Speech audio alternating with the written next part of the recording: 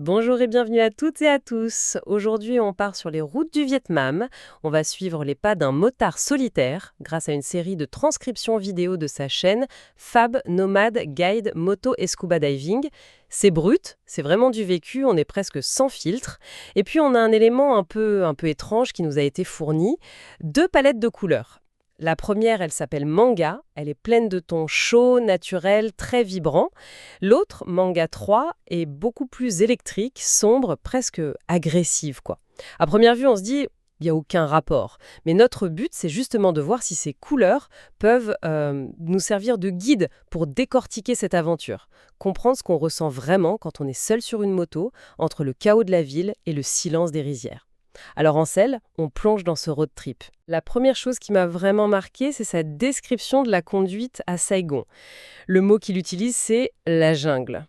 Il dit qu'il faut se mettre en mode jeu vidéo pour survivre, qu'il faut, je cite, anticiper toutes les conneries qui peuvent arriver. Ça fait un peu froid dans le dos et en même temps, c'est fascinant. C'est plus de la conduite, c'est un instinct de survie. C'est une excellente description. Et ce qui est fascinant, c'est que, de l'extérieur, on pourrait croire à de l'anarchie pure. Mais en fait, pas du tout.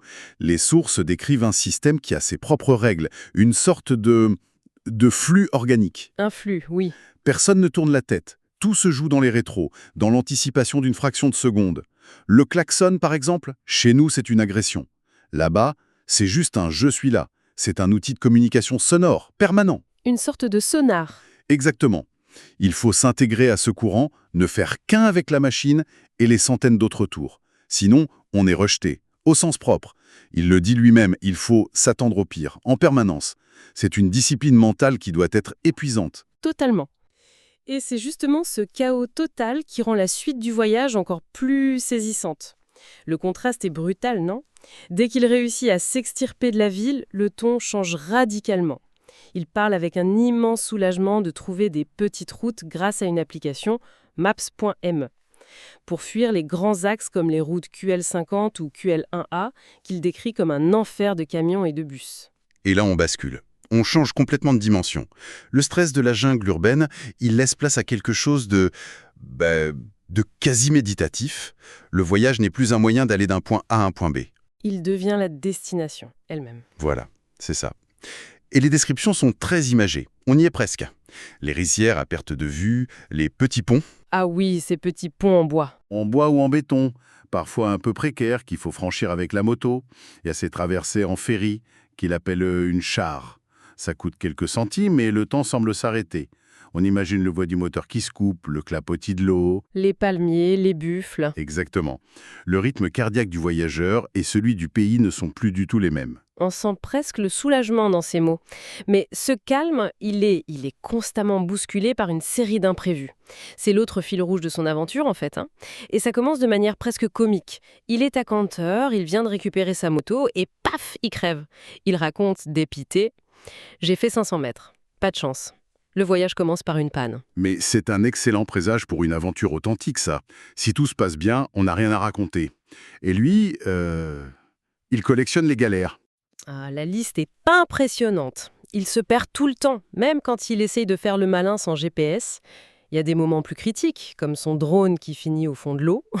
On imagine le plouf, le silence, et cet objet de technologie qui disparaît.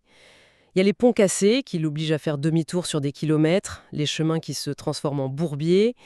Et puis il y a cette quête, obsessionnelle et presque absurde, pour trouver des dry bags, des sacs étanches. Après s'être fait rincer par une averse, ça devient son Graal personnel. Imaginez ce moment avec le drone, le silence, le son de l'impact avec l'eau et cette technologie qui coule.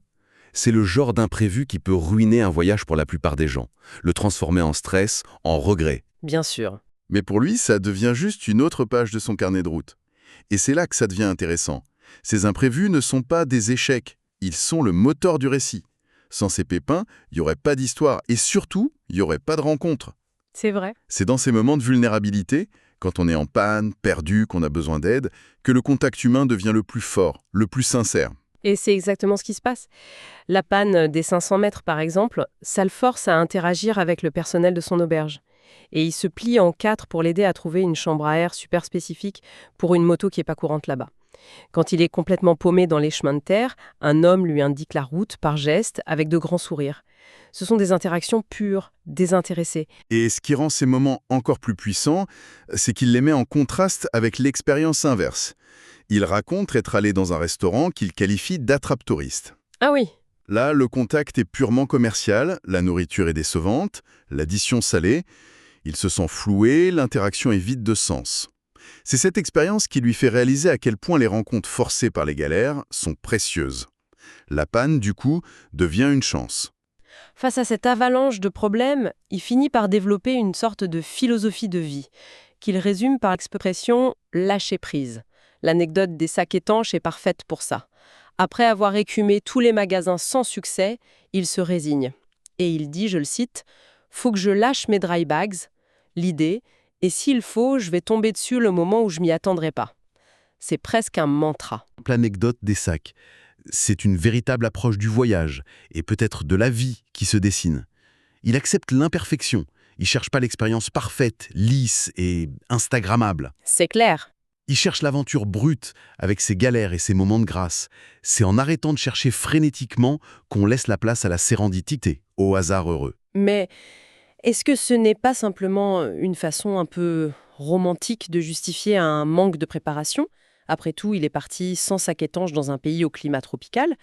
On pourrait dire qu'il subit les conséquences de son imprévoyance plus qu'il ne lâche prise, non ? C'est une excellente question. Et on pourrait le voir comme ça, c'est vrai. Mais je pense que la différence, elle se situe dans l'état d'esprit.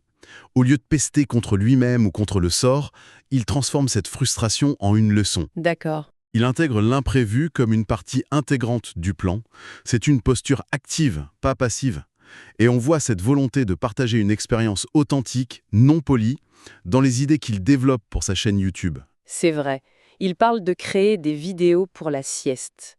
Des plans séquences très lents, sans montage. Juste le bruit de la route pour que les gens puissent ressentir la monotonie et la beauté simple du trajet.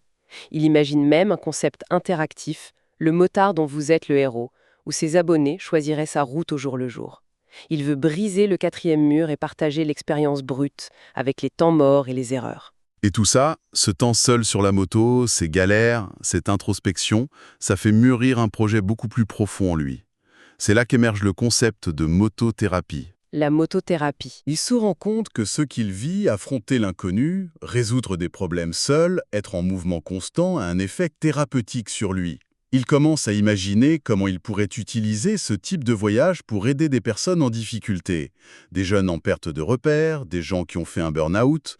Le voyage n'est plus seulement une aventure personnelle. Il devient le prototype d'un outil d'aide. C'est fascinant de voir comment le voyage le transforme et lui donne un but qui le dépasse. Pourtant, malgré cette philosophie du lâcher-prise, il y a un objectif très concret, presque obsessionnel, qui structure toute son aventure. Il le formule de manière très crue. Aller toucher ce putain de drapeau au sud. Et pour aller toucher celui qui est tout au nord. Ce but est crucial. Le lâcher-prise, ça fonctionne parce qu'il y a un cadre, une direction générale. Cette quête des points extrêmes du Vietnam transforme ce qui pourrait être une simple balade sans fin en une traversée, un exploit personnel, avec un début et une fin. Ça donne un sens. Oui, c'est ce qui lui donne la force de continuer quand la route est monotone ou que les pépins s'accumulent. C'est la tension entre la rigidité de l'objectif final et la flexibilité totale du chemin pour y parvenir qui rend ce voyage si riche. D'accord, et c'est là, je pense qu'on peut enfin revenir à notre mystère de départ. Nos 2 palettes de couleurs. On en a parlé au début, et c'est le moment de voir si la clé fonctionne. Je rappelle la première, manga. Un vert presque fluo, un jaune-vert, un jaune-orangé, un orange et un rouge corail. Des couleurs très terriennes, très solaires. Et si on repense à tout ce qu'on a dit sur la dualité de son expérience, le lien se fait de manière assez bluffante. Cette palette manga, c'est la campagne vietnamienne. C'est une traduction visuelle parfaite de ces descriptions. Ah oui, Le vert luxuriant, presque surnaturel des rizières qu'il filme avec son drone, avant qu'il tombe à l'eau, le jaune-vert des jeunes pousses de riz, le jaune-orangé du soleil qui se couche, la couleur des fruits sur les étals des marchés, l'ocre de la terre sur les chemins. C'est la chaleur, la vie organique, la nature dans laquelle il trouve son calme. c'est incroyable, ça colle parfaitement. Et donc, logiquement, l'autre palette, manga 3, la plus sombre, la plus électrique, avec ce rouge vif, ce rose rouge néon, ce magenta, ce fuchsia et ce noir pur. C'est la ville, c'est Saigon la nuit. C'est l'autre pôle de son expérience. Le rouge vif, c'est le fleuve incessant des feux arrière des scooters dans la nuit. Bien sûr. Les roses, magenta et fuchsia, ce sont les néons criards des enseignes. L'énergie électrique est un peu artificielle de la jungle urbaine. Et le noir, c'est l'asphalte, omniprésent, la toile de fond de ce chaos. Ces deux palettes, c'est pas juste des collections de couleurs, c'est la synthèse artistique des deux états mentaux, des deux environnements, des deux Vietnam qu'il a traversés. Le calme organique contre le chaos vibrant. C'est exactement ça. C'est fou, c'est comme s'il avait inconsciemment photographié les émotions de son voyage avec des couleurs. Au final, on a donc le récit d'un périple entièrement défini par ces contrastes. Le chaos de la circulation contre la quiétude des chemins de traverse, la frustration absolue d'une panne et la chaleur d'une rencontre humaine inattendue qui résout tout. Le plan rigide d'atteindre les deux extrémités du pays et l'acceptation totale de se perdre en chemin. Exactement. Et ce voyage nous montre que l'aventure, la vraie, elle se trouve pas dans les lieux qu'on coche sur une carte.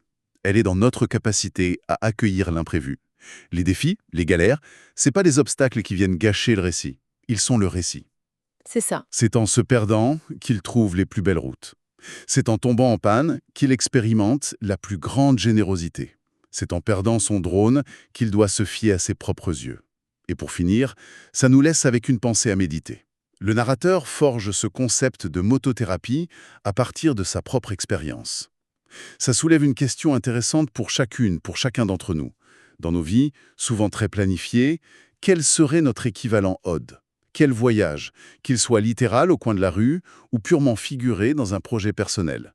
Pourrions-nous entreprendre pour nous forcer à lâcher prise, à affronter l'inattendu et à nous ouvrir à des rencontres qu'on n'avait pas prévues ? Et surtout, qu'est-ce que cela nous apprendrait sur nous-mêmes en chemin ?